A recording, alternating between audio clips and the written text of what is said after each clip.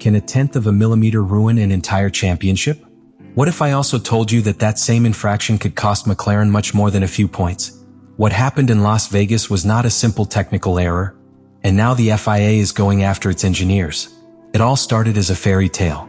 Lando Norris qualified on the front row and ran a solid race, crossing the finish line just behind Max Verstappen. Oscar Piastri, after an aggressive and clean start, secured a fourth place.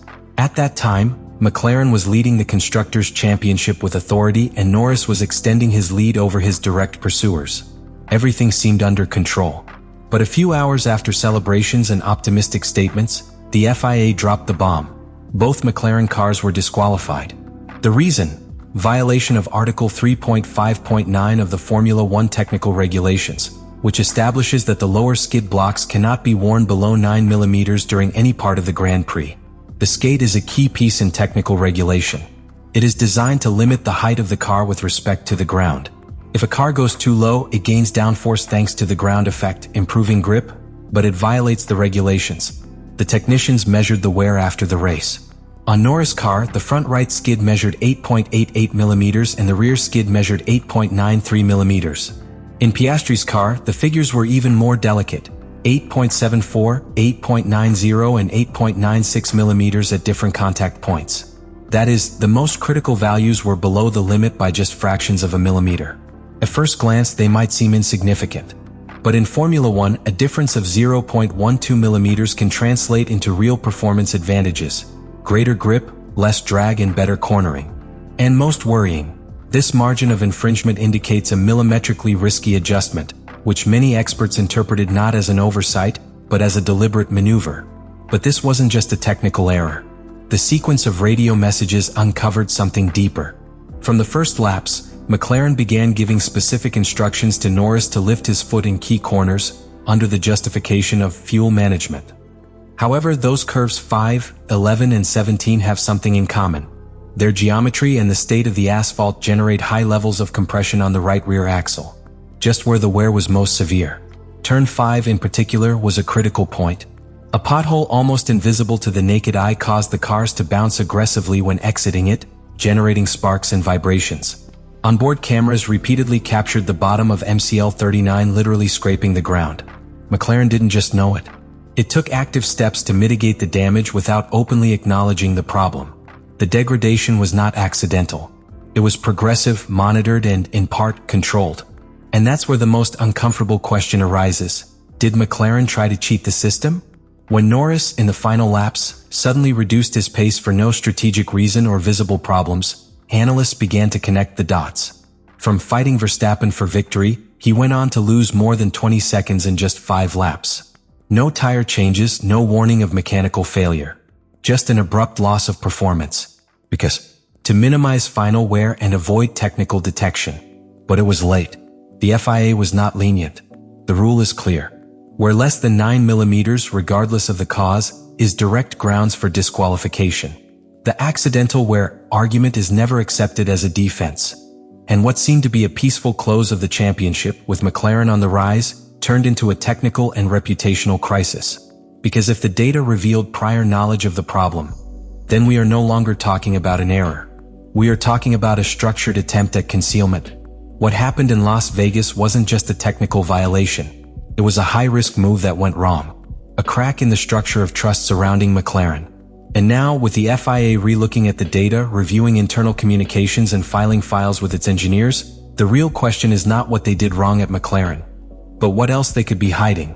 What began as a simple technical infraction has become an open case that threatens to erode the foundations of one of the most prestigious teams in modern Formula 1. The sanction in Las Vegas was just the beginning. Now the FIA has decided to go further.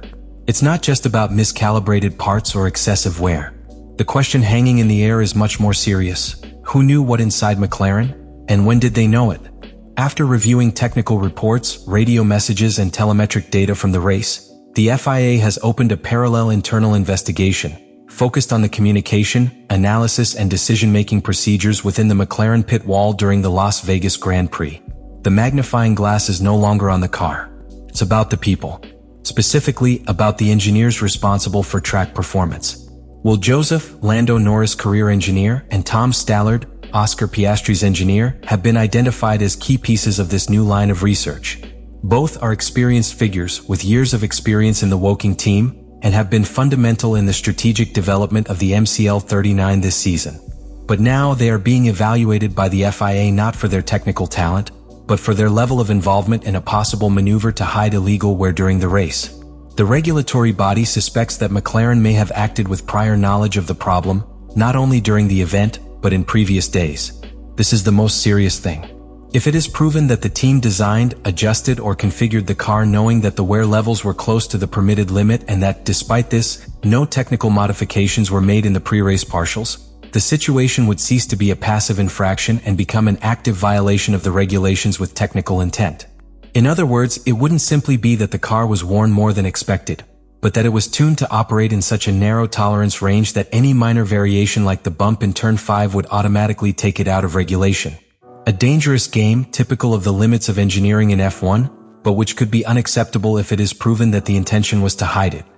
In addition, there is another key element that is under review: the use of coded radio messages. The FIA has put the spotlight on certain seemingly innocuous instructions given to Norris and Piastri from lap 5 onwards. Phrases such as "manage fuel" or "take care of brake temperature" would have been used as encrypted messages to avoid alerting other teams or the official broadcast that they were dealing with a serious ground contact problem. A method that, while not explicitly prohibited, could be interpreted as indirectly obstructing technical compliance, especially if it was used to disguise an actual violation. The situation has escalated to the point that the FIA has requested full access to the engineer's internal logs, communications outside the public channel, and pre-race technical reports. This is not a routine audit.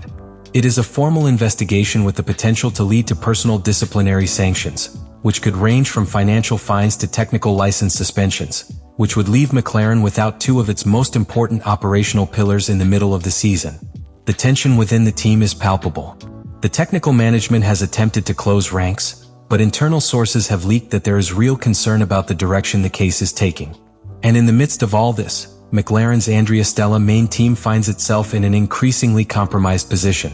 If the investigation shows that decisions were made behind the backs of the stewards or the team's own executive management, the consequence could be devastating: an internal institutional breakdown that fragments the chain of command at McLaren. And in the middle of this storm, there are the pilots. Lando Norris, who until Las Vegas comfortably led the championship, has adopted a low media profile posture. But cameras caught his tense, evasive expression during post-disqualification interviews. It's not the frustration of losing a podium. It is the discomfort of being involved in a controversy that he did not control, but that directly affects him. Because in F1, drivers don't just compete on the track, they also protect your personal brand. And when a penalty for possible technical cheating tarnishes your performance, the damage goes beyond the stopwatch. Oscar Piastri, for his part, has been less exposed in the media, but those around him have expressed concern. The Australian driver has consolidated his presence on the grid thanks to consistent and clean performances. Being associated with a serious technical violation not only damages your image, but also creates uncertainty in your growth process. But beyond the drivers, there is an even more dangerous pressure brewing within the technical staff themselves. Some key members of the engineering team feel that they are being sacrificed for strategic decisions that were not made alone. There is talk of growing discomfort, leaks of internal information, and a rarefied atmosphere that recalls dark moments of the past, such as the espionage case in 2007.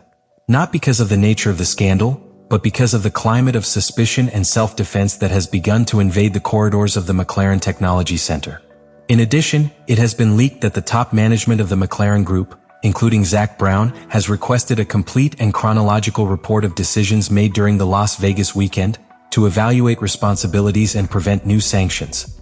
The fact that senior executives are taking direct action suggests that this crisis will not be treated as an isolated mistake. There is real concern about the institutional impact of this case on sponsors, investors, and the team's overall reputation. Let me know in the comments what you think about all this.